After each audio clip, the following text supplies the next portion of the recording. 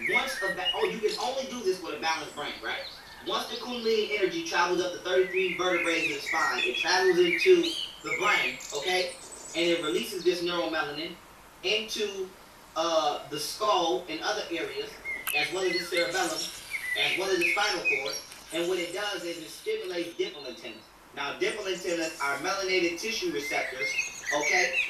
They're melanated tissue receptors, which actually increase a person's, let's say, mental brainwave frequency and thought patterns in regards to how you interface mentally with the cosmos. So with that being said, when your dipple antennas are not stimulated, it's as if you don't have any internet. Okay, it's like your computer not having no internet.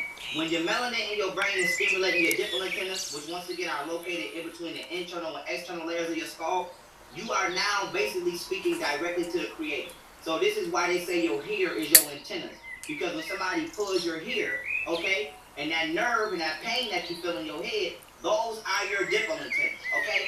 So now when we say your hair is your antenna, motherfucker, that's literal. That's literal.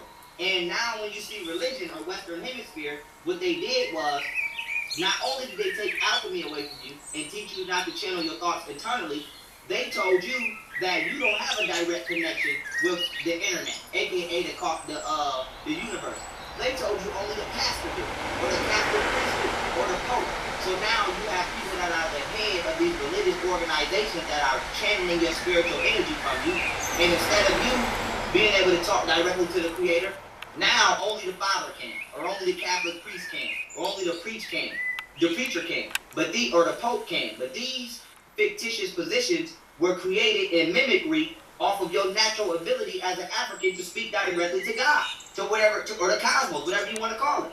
So with that being said, we have to understand the power of melanin within the brain and having a balanced brain. I'm going to show you that process in the next slide.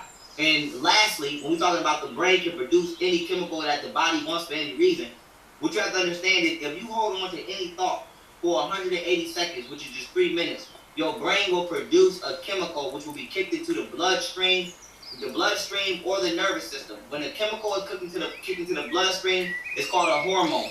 When it's kicked into the nervous system, it's called a neurotransmitter. So your brain will produce neurotransmitters or send signals to other endocrine glands to produce hormones that will produce the effect that you desire mentally. So if you ever see an old person and they look miserable, that's because physically their brain has been producing chemicals. That's because their brain have been producing chemicals that cause them to physically manifest the perception that they've been holding on for more than 3 minutes.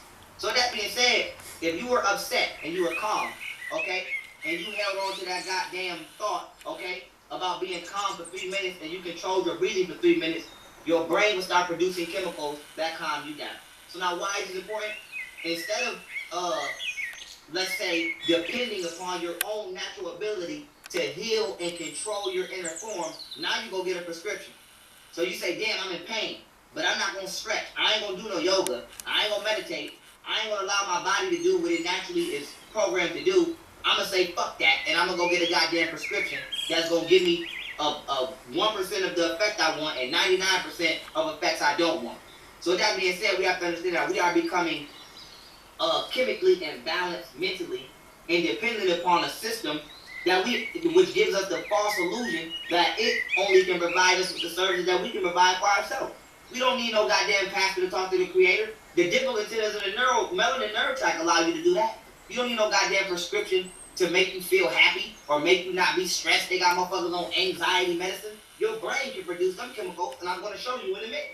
So we're talking about alchemy, going from a lead to a gold, aka a gold to a perfected state. We have to understand that these states we're not even being allowed to practice these ancient sciences and these ancient practices, these ancient African practices, because society is already set up for you to go somewhere else. So how you gonna go from a lead to a gold when motherfucker you're not even thinking about you?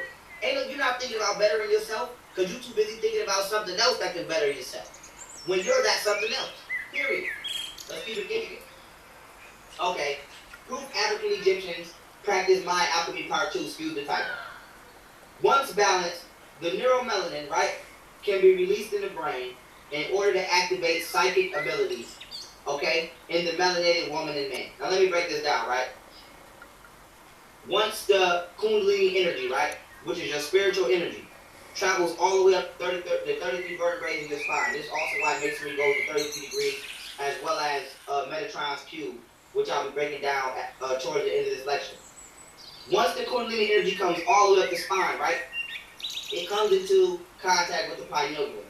Now, this blue area you see here is the third ventricle of the brain. And this green area you see here is known as the fourth ventricle of the brain, right? And this red area that you see here is known as the lateral ventricle. We're going to be dealing with the third and fourth ventricle. Now, once the neuromelanin nerve tract, right, produces neuromelanin, which is a liquidized state of melanin.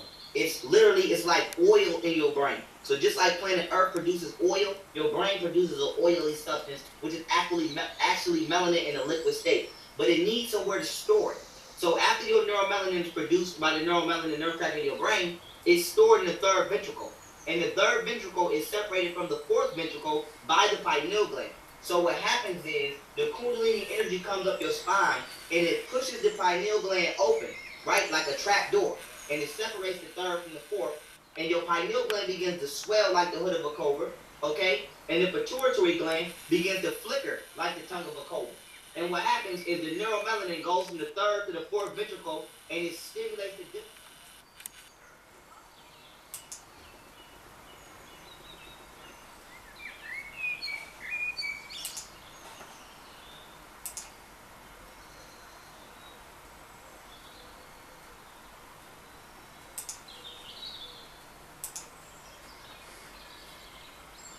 Neuromelanin goes from the third to the fourth ventricle and it stimulates the dimple antennas, as I stated, and it puts you in direct mental conception with the universe, aka the all-knowing, and it gives you what is known as psychic abilities. Psychic phenomena is just when you're experiencing phenomena through your sixth sense. So your five physical senses help you to experience physical reality.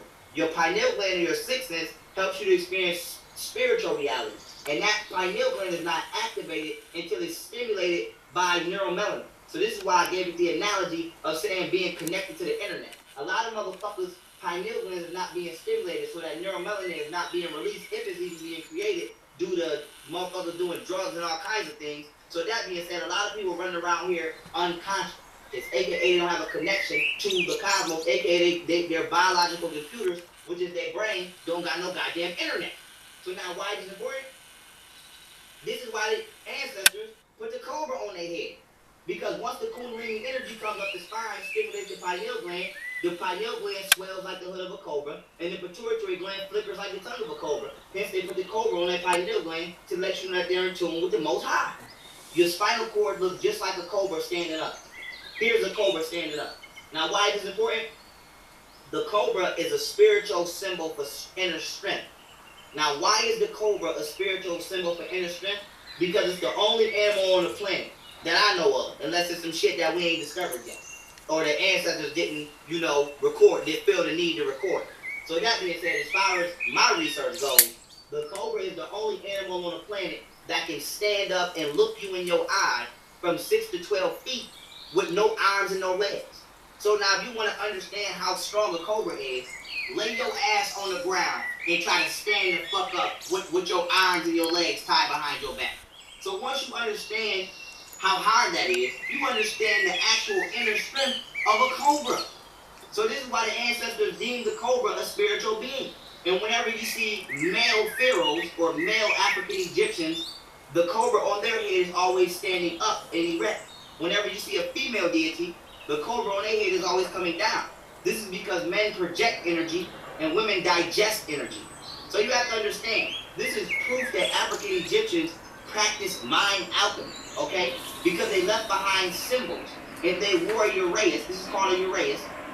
And they left behind imagery to show you that they were in tune with higher continents of thought, and that they took an extreme level of importance in their mental health.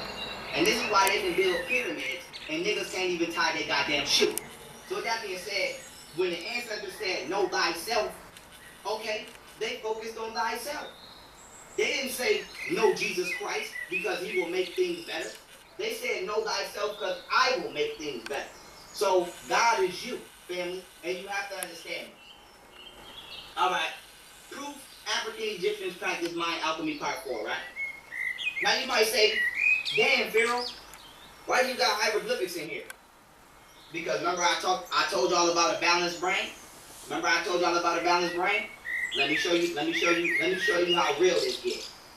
Hieroglyphics were read as ideograms holding entire stories in a single image, stimulating the right hemisphere of the brain upon visual reception of the information.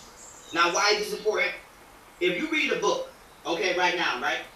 You go get you a James Patterson book. It's all words. It's all words. So now, why is this important? You're only stimulating the left hemisphere of your brain. You're not stimulating the right hemisphere of your brain, which deals with imagery and creativity. So now, the ancestors understood the importance of having a balanced brain. So what they did was, they put the details of the story in an image. Why? Because the image, right, caused you to use the creative and image aspect of your right hemisphere of your brain, as well as the left hemisphere of your brain, to go get the detail. So your brain was being evenly stimulated when receiving information. So as you can see, when you look at hieroglyphics, these are not words or grammatical text. These are images. And when you go look up the definition of a hieroglyphic, it's going to tell you that it's an incomprehensible language made up of ideograms. And when you go look up an ideogram, it's going to tell you a phrase giving you a mental depiction void of a grammatical text, okay, or phonetic expression. So that being said, a hieroglyphic is just a mental depiction giving you information void of a grammatical text or phonetic expression. So now why is this important? When you look at the Kepler beetle, right, or the beetle in Egypt, right, and you see the sun on his head, right, and you see the wings rising up to get the sun, right, you might say, damn, why did they use this as a symbol of, what did they use this as a symbol of? This actually, the Kepler beetle is symbolic to the sunrise. So if you know anything about a beetle, right, you know that beetles go collect the dung in the field after the animals leave their manure and feces, and they roll it into big balls. And then after they roll it into big balls, they leave their young in there, their larvae in there, whatever you want to call it. And once their younglings hatch, they have an immediate food supply available to them, which is the dung or the feces ball that they was born in. So the beetles do this every morning, and this is how they kept the fields clean after the animals would poop and do what they do naturally on the earth. So now the beetle rolling the big dung ball every morning, right? The ancestors took that and they used that as an allegory or a metaphor for the sun rising every morning and becoming a big ball in the sky. So that being said, when you look at this image, you don't just know that. You don't just know that. All you know is this is a beetle with some wings and an orange thing on the top. You don't even know that that's the sun. Somebody has to tell you the meaning behind this image or this idea, aka an ideograph. So now why is this important? The image in the imagination, in the imagination skills that you have to use to understand this is stimulating the right hemisphere of your brain, and then the science behind it that you need to use to analyze it is stimulating the left. So the ancestors used imagery, one single image, to tell a whole goddamn story, and this stimulated your brain evenly.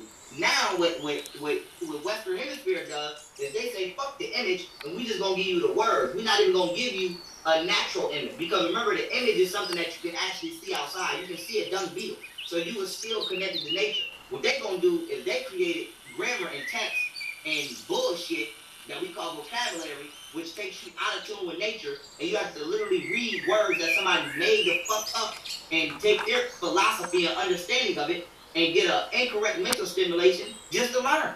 So we have to understand that the African Egyptians practiced mind alchemy.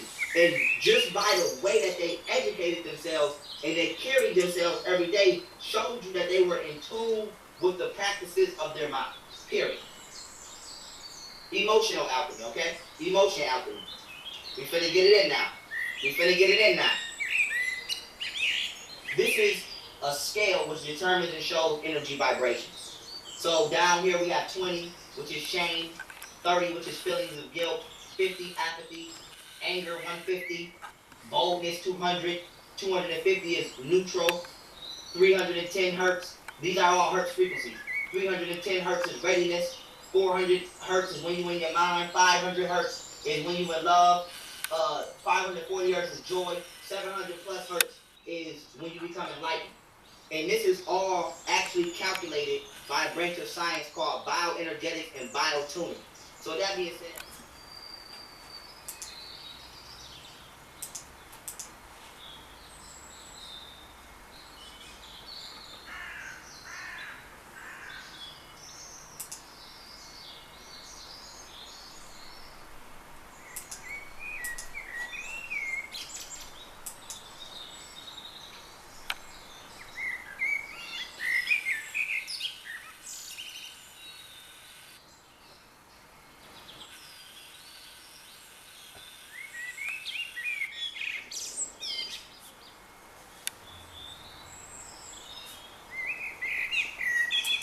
into science called bioenergetics and biotuning. So that being said, let's break down emotional alchemy, right? Emotions are frequency waves of energy which exist at certain levels of vibrations and are experienced as sensations upon one's perception of what it is they're experiencing.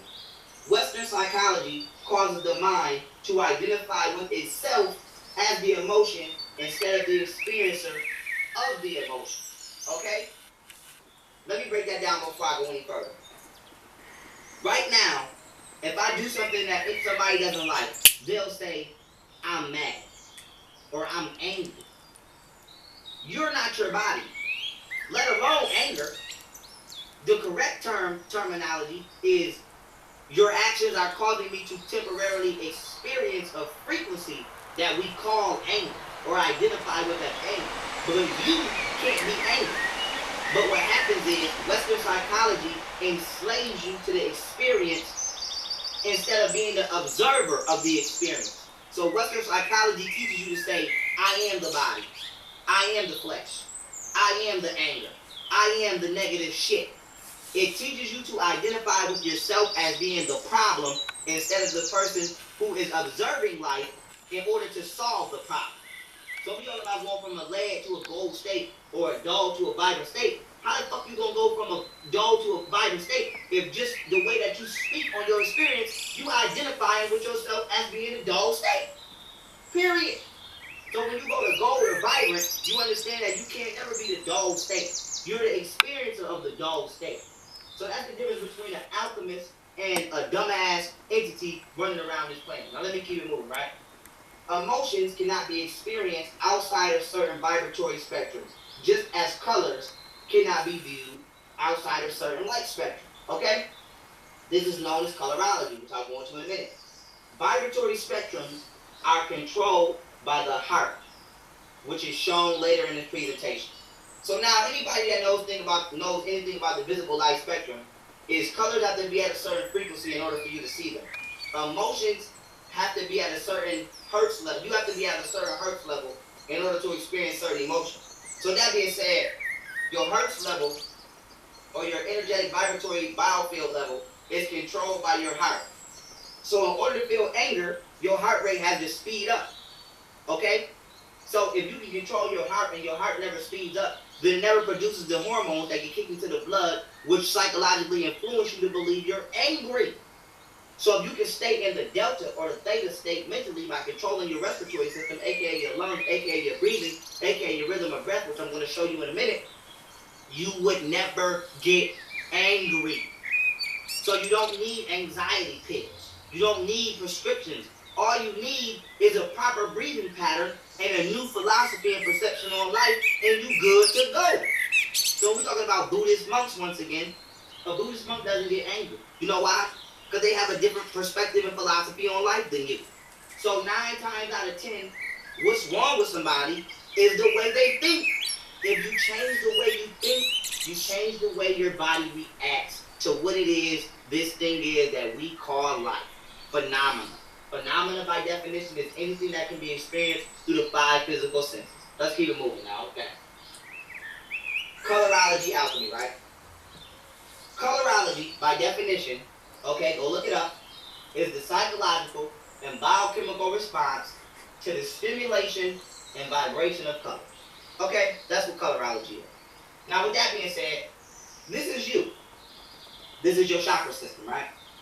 Now, your chakra system is the same color of the electromagnetic spectrum of the sun, right? So go look up the electromagnetic spectrum of the sun. I didn't have room to put it here, but you'll see it starts at red, it ends at purple, and after purple it becomes gamma rays, and then it begins to condense into melanin at about 800 terahertz frequency above, and this is why we say melanin is condensed sunlight, because it literally is, and this is why the Egyptians call themselves children of the sun. Now with that being said, when you're like, this is the pH scale, right? This is acidic food, and this is what they call alkaline food, and this is neutral. Now with people who always, so dietarily, assertive on what you should and shouldn't be eating, what they begin to tell you is too much alkaline is bad. Too much acid is bad. You're supposed to be balanced. Just like energetically. Trying to be too positive and be too cool is bad. Okay? Trying to be too evil and be too negative is bad. So this is why they say too much of anything is bad. You're supposed to be balanced. Okay? Now with that being said, I want y'all to look at the color coordination. Remember, colorology is the psychological and biochemical responses, right, to the stimulation of the vibration of colors. So red is